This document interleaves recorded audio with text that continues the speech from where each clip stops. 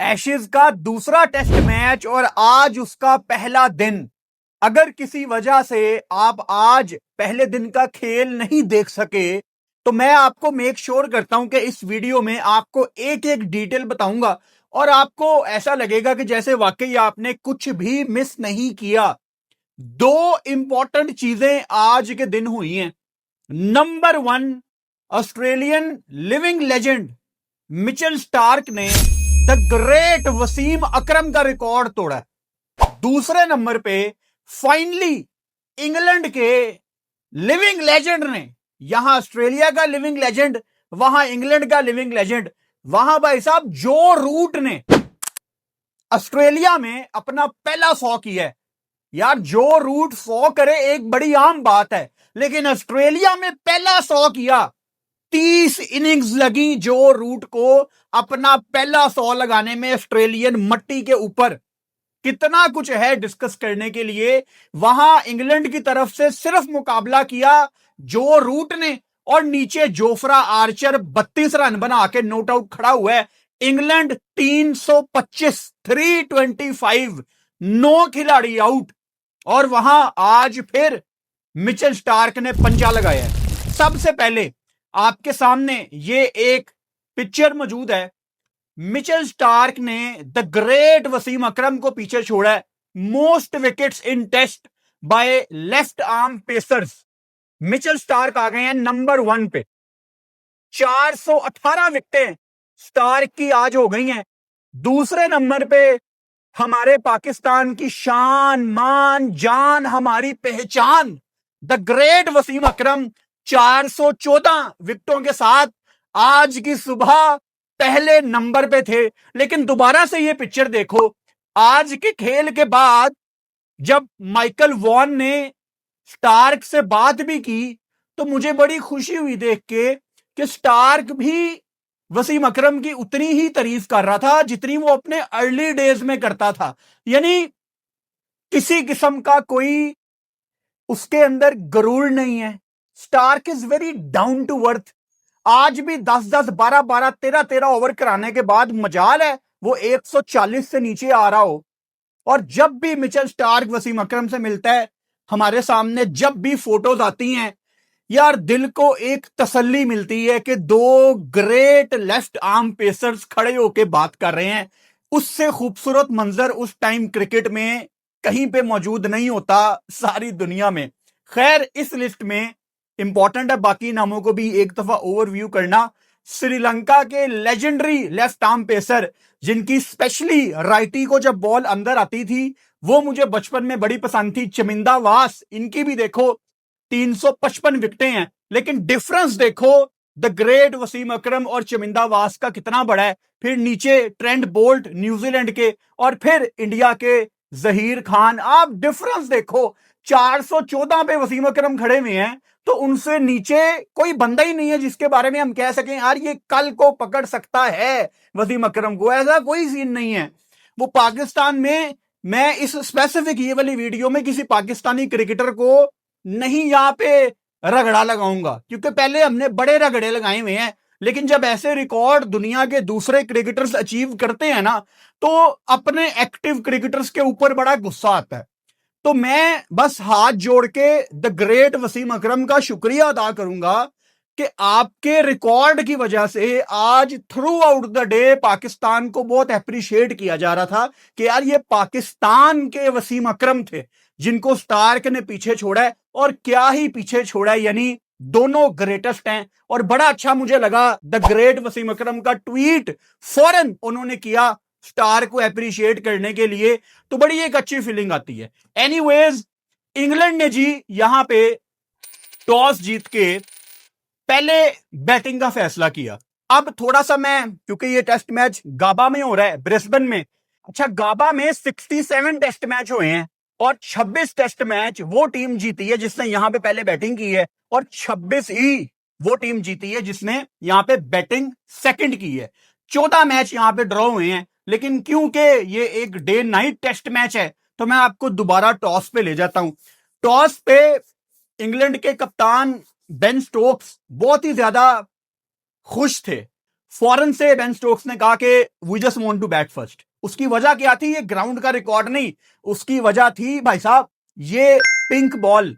क्योंकि pink ball में कप्तानों की कोशिश होती है कि हम पहले बैटिंग करें, दिन ही दिन में पहले बैटिंग करें। अगर आप टॉस जीत के पहले बैटिंग कर लेते हैं ना, तो इस डे नाइट टेस्ट मैच में गोइंग फॉरवर्ड आपको ज्यादा से ज्यादा शाम ट्वाइलाइट टाइम और रात के टाइम ज्यादा बॉल करने का मौका मिलता है। वहां पे ऑस्ट्रेलियन स्टैंड इन कप्तान स्टीव स्मिथ जब बात करने आए तो उन्होंने भी ये कहा कि मैं भी टॉस जीता तो मैं भी पहले बैटिंग ही करता। यानी दोनों कप्तान ये पिंक बॉल को मद्देनजर रखते हुए पहले बल्लेबाजी करना चाहते थे। तो डिसीजन यहां पे बिल्कुल ठीक था और इंग्लैंड करना भी यही चाहता था। 12 दिन का गैप था पहले और दूसरे टेस्ट मैच के दरमियान। उसकी दो वजूहात थी। नंबर 1, एक इनका टूर मैच भी था, वो PM11 वाला जो ऑस्ट्रेलिया में होता है, लेकिन वो कोई इतनी बड़ी वजह नहीं थी।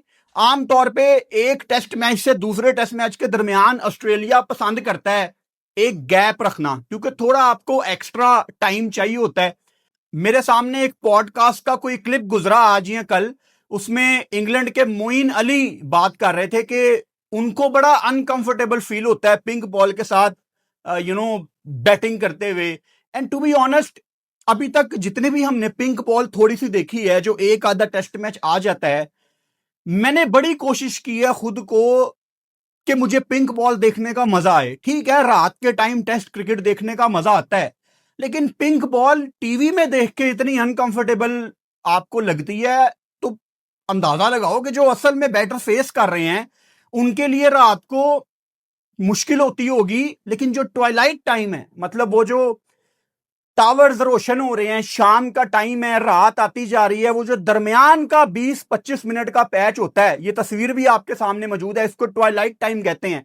ये भाई साहब बल्लेबाजों की मौत है। इसमें आपको ये पिंक बॉल नहीं नजर आ सकता, आपको अंदाजे के साथ खेलना पड़ता है। और ICC क्या निकालना चाहता है, मैं ये नहीं कह रहा कि आप पिंक बॉल को बिल्कुल ही बाहर निकाल दें, मैं ये भी नहीं कह रहा कि रात के टाइम आप रेड बॉल से खेलें, वो सोल्यूशन नहीं है। रेड बॉल तो बिल्कुल भी नजर नहीं आएगी।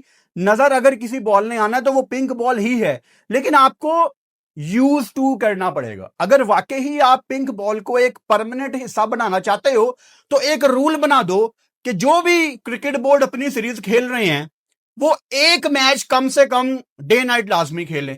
और वैसे ही ऑस्ट्रेलिया, इंग्लैंड और इंडिया के अलावा बाकी कोई टेस्ट क्रिकेट करवाना नहीं चाहता। कमर्शियल के पॉइंट ऑफ व्यू से बात कर रहा हूं, क्योंकि पैसे नहीं बनते वहां पे। बाकी क्रिकेट बोर्ड कैसे day night test match afford कर सकते हैं? आपको यह समझने की जरूरत है कि जब रात के टाइम मैच आ जाता है ना, तो खर्चा डबल हो जाता है। भाई साहब, जो आपके बड़े बड़े टावर होते हैं या जो LED लाइट्स हैं, आजकल तो चलो LED लाइट्स हैं, किसी में डीजल जलता है, किसी को जनरेटर चाहिए होता है, आपके लाखों करोड़ों रुपए लग जाते हैं रात की लाइटों को रोशन करने के लिए। तो कमर्शियल पॉइंट ऑफ व्यू से जो दूसरी टीमें हैं, जिसमें पाकिस्तान भी है, बांग्लादेश भी है, वेस्ट इंडीज भी है, जिम्बाब्वे भी है, श्रीलंका भी है, वो कैसे परमानेंट इसको फॉलो करेंगे डे नाइट टेस्ट मैच को? क्योंकि बहुत ज्यादा पैसे चाहिए आपको डे नाइट टेस्ट मैच करवाने के लिए। ये कहना आसान है। तो शायद फिर मैं सोचता हूं कि हमेशा ऐसा ही रहेगा कि जो ऑस्ट्रेलिया, इंडिया और इंग्लैंड है, यानी अमीर क्रिकेट बोर्ड, वो डे नाइट टेस्ट मैच करवाते रहेंगे। और पाकिस्तान अगर कहीं पे जा रही है तो एक आधा खेल लेगी। क्या पता पाकिस्तान भी आज से 3-4 साल के बाद एक one off day night test match करवा दे। लेकिन इसमें कुछ डिसाइड करने की जरूरत है, क्योंकि एकदम से pink ball test match, day night test match गायब हो जाता है और एकदम से पिंक बॉल टेस्ट मैच आ जाता है। तो हम एज ए क्रिकेट फैन अगर उसको अडेप्ट नहीं कर पा रहे तो क्रिकेटर्स के लिए यार कितना मुश्किल है। और आप यहां पे क्रेडिट दें मिचेल स्टार्क को, जितना वो लीथल बॉलर बना हुआ है, आज भी उसने पंजा लगाया। पिंक बॉल में तो यार उसको कोई पकड़ नहीं सकता, ना उसका पेस कम होता है, ना उसकी एनर्जी कम होती है, और उसको वो टाइम पीरियड पता है कि उसने कब कब आना है बॉल करने के लिए। ये जब डिनर ब्रेक हुई है, जो आखिरी सेशन था, उन्होंने शुरुआत मिचेल स्टार्क के साथ नहीं की ऑस्ट्रेलिया ने, क्योंकि हमें पता था कि जो आखिर वाले 30-35-40 मिनट है उसमें स्टार्क ने आना है और उसने आके हिलने नहीं देना। वो यूएस स्टार्क आया है, विकेटें मिलना शुरू हो गई हैं। खैर, अभी ब्रेक डाउन करूंगा मैं टेस्ट मैच को, लेकिन भाई साहब अगर हम शुरू से शुरू करें, वैसे तो बड़ी बातें हो गई, लेकिन अगर हम शुरू से शुरू करें जो हमारा तरीकाकार है, तो इंग्लैंड ने यहां पे टॉस जीत के पहले बैटिंग का फैसला किया और पहले ही ओवर में मिचेल स्टार्क ने बेन डकेट को आउट कर दिया। अब पहले ओवर में मिचेल स्टार्क का किसी बैटर को आउट करना कोई नई बात नहीं है। मतलब आपके सामने ये एक ग्राफिक मौजूद है, ये वो प्लेयर्स हैं जिनको मिचेल स्टार्क ने पहले ओवर में आउट किया हुआ है। मुरली विजय, क्रैग ब्रैथवेट, राजेंद्र चंद्रका, ये वेस्ट इंडीज के बैटर हैं। Adam Lyth, Karunaratne, Perera, Stephen Cook, Dean Elgar, KL Rahul, Tom Latham, Prithvi Shaw कितना टैलेंटेड बैटर था यार, लेकिन पुट्ठी हरकतों में पड़ा हुआ है। मयंक अग्रवाल यूएसए चले गए हैं।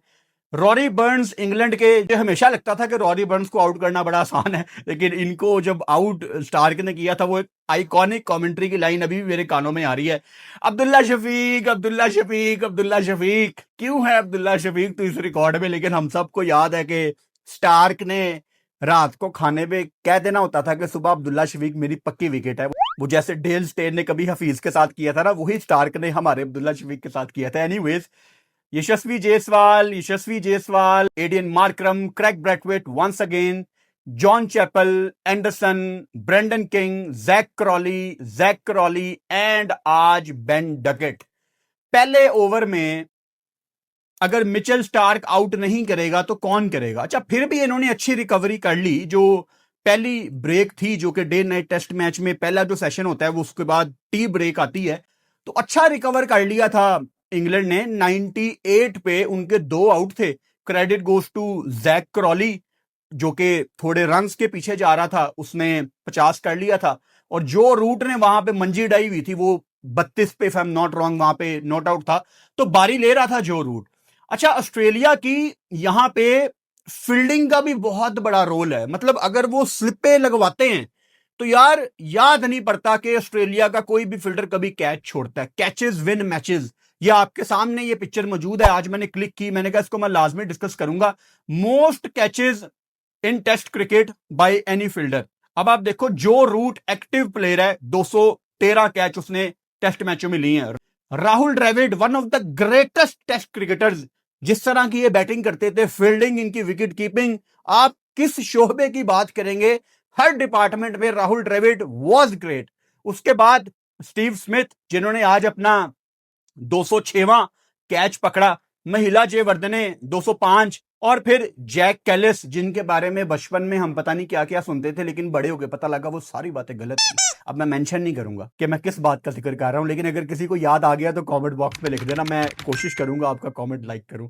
तो देखो यार, ये ग्रेटेस्ट हैं, मतलब ये ग्रेटेस्ट हैं। रूट, द्रविड़, स्मिथ, महिला जयवर्धने, जैक कैलिस, ये ग्रेटेस्ट हैं यार। मतलब इन लोगों की तारीफ करते हुए ना लफ्ज खत्म हो जाते हैं, लेकिन ये लोग नहीं, आप थकते इन लोगों की बातें करने से। एनीवेज, इंग्लैंड ने ना एक चीज आज भी बड़ी गलत की इस टेस्ट मैच में, क्योंकि हमने एक एक बॉल बैठ के मैच देखा है, तो मैं आपको बड़ी गारंटी से ये बात बता सकता हूं कि इंग्लैंड आज भी अनफॉर्चुनेटली जल्दी जल्दी में था यार। You can not play your shots against Mitchell Starc. मतलब आपको पता है कि यार स्टार्क हमारे ऊपर चढ़ा हुआ है। मैं आपको एक छोटी सी एग्जांपल देता हूं। आज जब इनकी, मेरा ख्याल है डे एंड में कोई 45 या 50 मिनट बाकी थे, आधा घंटा ये एक्स्ट्रा करते हैं। पाकिस्तान टाइम के मुताबिक दोपहर को 4 बजे मैच खत्म हो जाना चाहिए, लेकिन ऑस्ट्रेलिया में आधा घंटा आप एक्सटेंड करते हो, तो 4:30 टाइम था। ये बात है तकरीबन कोई, आई थिंक 3:45 बजे की बात है। कोई 45-50 मिनट रह गए थे डे एंड में। इनके 8 आउट हो गए। बैटिंग करने आए ब्रेडन कार्स, जो कि इनके बॉलर हैं। यार मिचेल स्टार्क बॉल कर रहा है और ब्रेडन कार्स, मतलब इतना बड़ा गैप है उसके बल्ले और पैड के दरमियान। Poor technique, obviously is a tail ender, उसको मैं ज्यादा ब्लेम नहीं कर सकता, लेकिन वो ड्राइव मारने की कर रहा है। यार तू सरवाइव कर भाई। दूसरी साइड पे जो रूट खड़ा हुआ है, कोई उसको सिंगल दे। ऐसे लग रहा था कि इंग्लैंड डेस्परेट है कि जल्दी से हम ऑल आउट हो जाएं और आखिरी 35-40 मिनट में हमें बॉल करने का मौका मिल जाए, जो कि मतलब थोड़ी सी सेंस बनाती है बात, क्योंकि जो आखिरी आधा पौना घंटा होता है, मैं जब भी टेस्ट क्रिकेट पे बात करता हूं मैं हमेशा मेंशन करता हूं कि टेस्ट मैच का जो आखिरी डे एंड का आधा पौना घंटा होता है, उसमें दुनिया के ग्रेटेस्ट बैटर को भी आप बैटिंग करने भेज दोगे ना, वो प्रेशर में आके चांसेस आर हाई वो अपनी विकेट थ्रो करेगा। तो इंग्लैंड डेस्परेटली ये चाहता था कि हम बस जल्दी जल्दी ना आउट होए, हमारे हाथ में बॉल आ जाए और जोफ्रा आर्चर इनकी ऐसी की तैसी फेर दे। लेकिन जोफ्रा आर्चर साहब कोई और ही मूड में थे। मतलब ऑस्ट्रेलियन कमेंटेटर्स भी बहुत ज्यादा क्रिटिसाइज कर रहे थे जो रूट को। मतलब वो पहली बॉल पे सिंगल लेके फिर जोफ्रा आर्चर को फेस करवा रहा था, और अभी जोफ्रा आर्चर क्रीज पे आया था और जोफ्रा आर्चर ने हर मुमकिन कोशिश की आउट होने की। यानी लिटरली वो हर दूसरी बॉल पे एक बाउंड्री लगाने की कोशिश कर रहा था, that too against likes of Stark. मतलब वो एज निकालेगा आपका। और जोफ्रा आर्चर की हिटें लग भी रही थी भाई साहब, वो मजाक मजाक में 2 छक्के 1 चौका भी मार गया, क्या उसके बल्ले पे प्रॉपर बॉल आ रहा था। तो जोफ्रा आर्चर साहब 32 रन बना के नॉट आउट खड़े हुए हैं, जो रूट वहां पे 135 नॉट आउट है। तो मतलब शायद कल 5-10 मिनट में ये आउट हो जाएं। तो मुझे इंग्लैंड की ये स्ट्रेटजी समझ नहीं आई। एक तरफ हम बात करते हैं कि यार रन्स बहुत ज्यादा इंपॉर्टेंट हैं, दूसरी तरफ आप जल्दी जल्दी आउट भी होना चाह रहे हो। शायद उस time probably David Warner commentary कर रहे थे ब्रेटली के साथ, वो दोनों यही बात कर रहे थे, यार रन्स इंपॉर्टेंट हैं, आप सर्वाइवल मोड में जाओ, यू नेवर नो कल आके फिर आपकी आधे घंटे की पार्टनरशिप लग जाए। मतलब ये जोफ्रा आर्चर के 32 रन आप निकाल दो भाई साहब, इंग्लैंड तो 300 नहीं करती नजर आ रही थी। और जो रूट भी मतलब 135 पे है, इंग्लैंड कहीं पे शायद 290 के करीब फिनिश करता, लेकिन अब वो 325 पे हैं। तो कितना बड़ा डिफरेंस आ जाता है। यू नेवर नो कल आप 350 कर दो, यू नेवर नो कल आप 350 कर दो। कहां आप 280-90 पे आउट होने लगे थे। आप अगर रन के पीछे जाओगे, रन आएंगे, कोशिश करनी पड़ेगी। और टेल एंडर्स यार कर सकते हैं रन, अगर वो जिम्मेदारी का मुजाहरा करें। वो हमारे अंदर ही गंदी आते हैं। वो साउथ अफ्रीका को भी देख लो ना, उनके नीचे आने वाले किस तरह मार मार के कंट्रीब्यूट कर रहे हैं। तो यार थोड़ी जिम्मेदारी का मुजाहरा करना चाहिए था।